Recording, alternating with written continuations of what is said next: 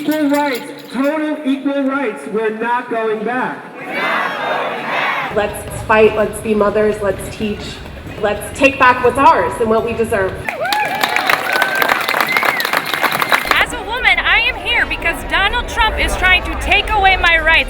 So I am here to march for women, for men, for the LGBTQ community, and for minorities. That's why I am here. I'm here for freedom of voting. Our voting rights won't be restricted. I'm here for love, peace, and equality. The reason we really wanted to put this together was to shine a light locally. We knew there was a need for voices to be heard all over the country, and not everybody has the privilege or the opportunity to be able to go out and march in the big cities, go to DC, yet we still want to be involved and be heard and be seen. So that was really why I wanted to make sure our voices were heard here in Hudson. There's so much hatred and xenophobia and misogyny and all kinds of stuff going on as a result of this campaign and election that we decided that we had to stand with the women who are marching in DC, which from what I understand has been a phenomenal success. There were so many people in DC, they couldn't even march to the White House, which was the original plan. So it's huge. It's an amazing feeling to know that you have power within your community if you can organize and work together inclusively. It's hard to pinpoint one issue above all others that bother me. The rampant racism, sexism, ableism, all the isms are out on full display, and it is shocking, upsetting, demoralizing. And maybe there was some complacency on my part, thinking that the Obama years, would just sort of continue and we could move forward and, as a society and culture, but I feel like mere days have stripped that all away. This is the kind of mobilization and presence that we have needed all along and that we are going to continue to need. This is not a singular moment, and I know many of you know that. Many of you have been in this work for a long time.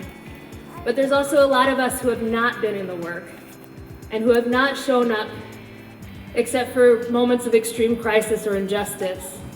And this marks an opportunity for us to shift how we think about our time and energy and resources and where we put that time and energy and those resources. Because we can't afford to take our eyes off of what is happening and what we're fighting for. It's actually time to ante up. The Women's Parade in Hudson was important to me because I think it's really important to be able to have women's rights, and also I'm an openly gay woman, and it's kind of scary to think about what changes could come under the new presidency. Me and my grandmother are here to represent freedom and love. We're marching today because we're farmers, a farming family that grows food here in Columbia County, and we support racial justice and not Trump's agenda. This is a women's solidarity march, so of course many of the people were talking about women's right to choose and access to health care, the gutting of the Affordable Care Act. So all these things are on our minds and drove the number of people to come out. I hope this will just be this historic moment for everybody. I hope it really lights the fire in everyone in our community to realize, even for people like me who have never organized a march before, that all it takes is action.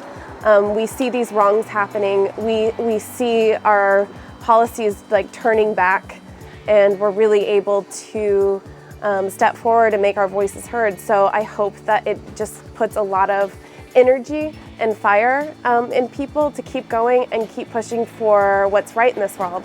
I think what Kaya said from Kite's Nest was really important about us all being diligent and really invested together, working together for change, and not to be complacent. We're very excited about the number of people who turned out. We're excited about people taking this as a first step toward working on racial and social justice and all kinds of other things that are going on here. We are here to fight for women's rights throughout this nation.